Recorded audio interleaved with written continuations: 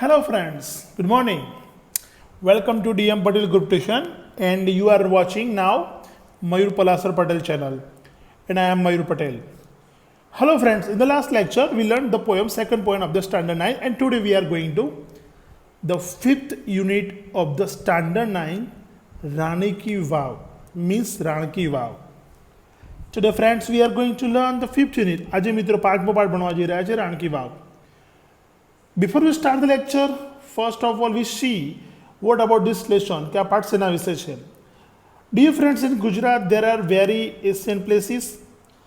ગુજરાતની અંદર સરસ મજાના પ્રાચીન સ્થળો છે, ધાર્મિક સ્થળો કહી શકો, જોવાલાયક સ્થળો કહી શકો, એશિયન્ટ પ્લેસીસ છે. એમાંનું એક આ રાણકી વાવ છે. Like Somnath, Junagadh, Pavagadh, Ambaji, Diu, Saputara. There are many Asian places, famous places in Gujarat. જોવાલાયક ઘણા બધા સ્થળો છે મિત્રો, અને એની ખાસિયત શું છે, એ બધું શું છે, આપણે ત્યાં જઈને મુલાકાત લેવી જોઈએ. આજે આપણે મિત્રો રાણકી વાવ જોઈશું. But before we start the lecture we see the pre task. આપણે સૌથી પહેલાં જે પ્રી ટાસ્ક ભણીશું. Okay, what is this? શું છે આ બધું? Look at this picture of this Somnath temple.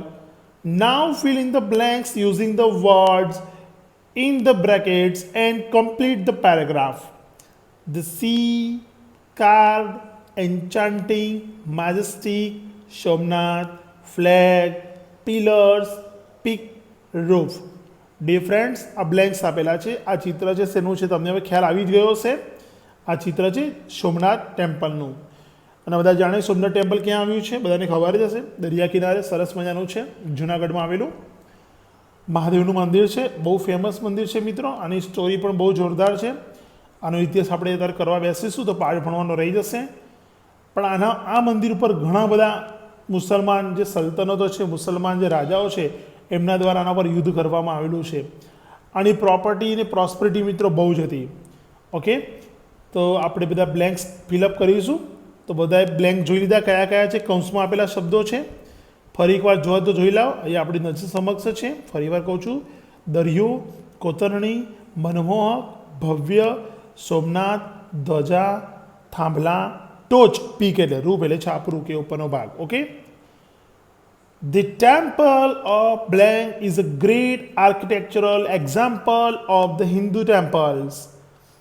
The blank is called Shikhar. This blank is also known as steeple or domes. Full stop. The temple faces east and has a big central hall with 3 entrances.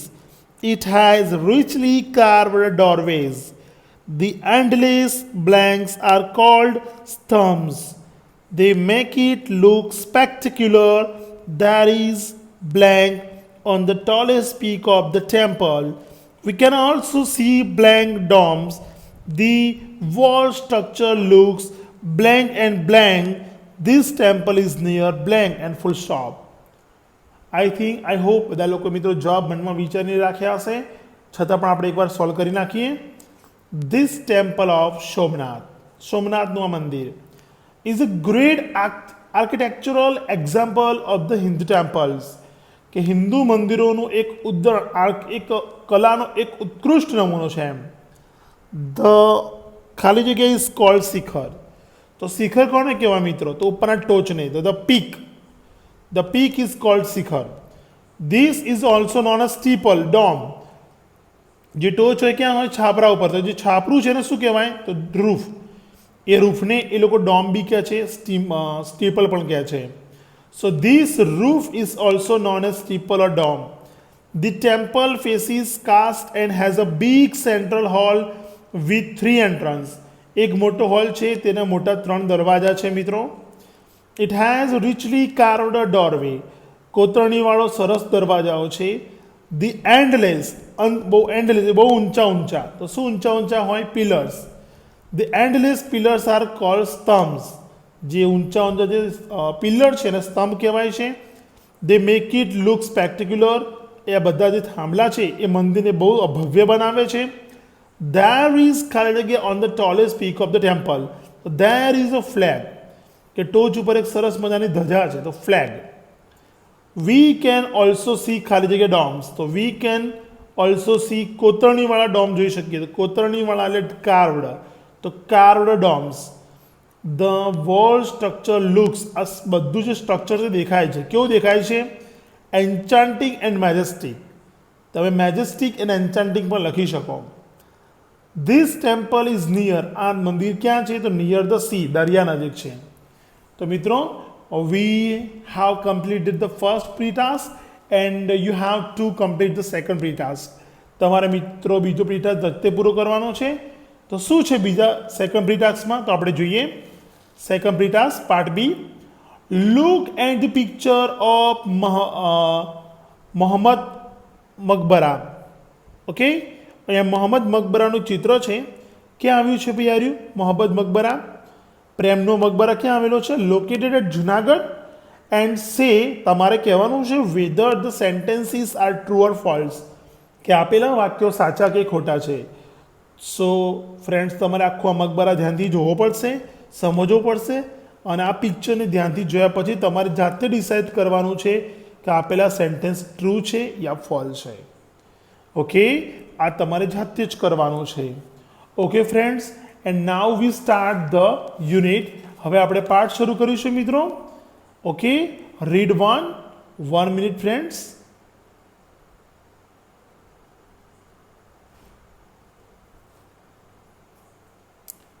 Please એક minute મને આપજો. Okay, okay. So we start the lecture. Rani Ki Vav. Read 1. Rani Ki Vav, the stepwell is an approved site on the World Heritage. Sir, આ stepwell શું છે? તો જે કૂવાની અંદર પગાથિયા હોય, એટલે કે પગાથિયાવાળો કૂવો. કૂવો કેવો? પગાથિયાવાળો, જેમાં પગાથિયા હોય. તો Rani ki Vav is an approved. Rani ki Vav એક અપ્રૂવ થયેલી સાઇટ છે on the world heritage. World હેરિટેજની અંદર અપ્રૂવ થયેલી એક સાઇટ છે. Is an approved site on the world heritage. It was declared by the, મિત્રો અહીંયા લખ્યું છે world, by the world heritage committee UNESCO. હવે આ વર્લ્ડ હેરિટેજ છે એવું કોણ ડિક્લેર કરે? આપણે બધા? ના, એવું ડિક્લેર કરે છે. ઇટ વોઝ ડિક્લેર્ડ, અને વર્લ્ડ હેરિટેજ તરીકે માન્યતા મળી છે by the heritage committee. World heritage committee UNESCO દ્વારા એને માન્યતા મળી છે. મિત્રો, તમને ખબર છે યુનેસ્કોનું ફૂલ ફોર્મ શું થાય? આ તમારું હોમવર્ક શોધી લાવજો, કે હું કહી દઉં તમને લોકોને યુનેસ્કોનું ફૂલ ફોર્મ, કદાચ પૂછાય, જીકેમાં કામમાં આવે. તો યુનેસ્કોનું ફૂલ ફોર્મ થાય the, U for United, N for Nations, E for Educational, S for UNESCO, yes, S for Scientific, then C for Cultural, and O for Organization. So, UNESCO means the United Nations Educational, Scientific and Cultural Organization. ફરી વાર બોલું છું, યાદ રાખજો. The United Nations Educational, Scientific and Cultural Organization. Okay, તો UNESCO દ્વારા એને world હેરિટેજની માન્યતા મળેલી. કોને? રાણકી વાવને. UNESCO have recognised this masterpiece. યુનેસ્કોએ આ ઉત્કૃષ્ટ નમૂનાને ઓળખાવેલો. Dear friends, do underline masterpiece એટલે ઉત્કૃષ્ટ નમૂનો. રેકગ્નાઇઝ ઓળખાવો લખેલું છે ઉપર. UNESCO has recognised this masterpiece. યુનેસ્કોએ આ ઉત્કૃષ્ટ નમૂનાને ઓળખાવેલો. કેવી રીતે friends? As an exceptional example. Exceptional example means અસામાન્ય ઉદાહરણ. ડિયર ફ્રેન્ડ, એક્સેપ્શનલ એટલે અસાધારણ, એક્ઝામ્પલ ઉદાહરણ. અસાધારણ ઉદાહરણ તરીકે ઓળખાવેલું. શેનું અસાધારણ ઉદાહરણ મિત્રો?